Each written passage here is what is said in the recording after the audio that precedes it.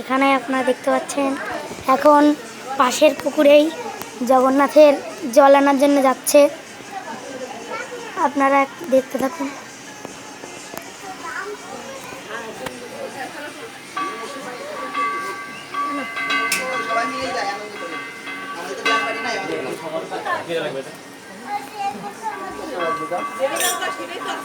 এই যে আরতি সরঞ্জাম হচ্ছে,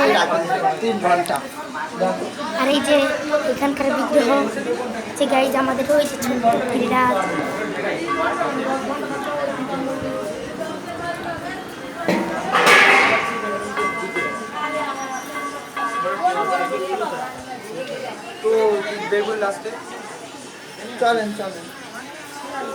এখন আমি ভালো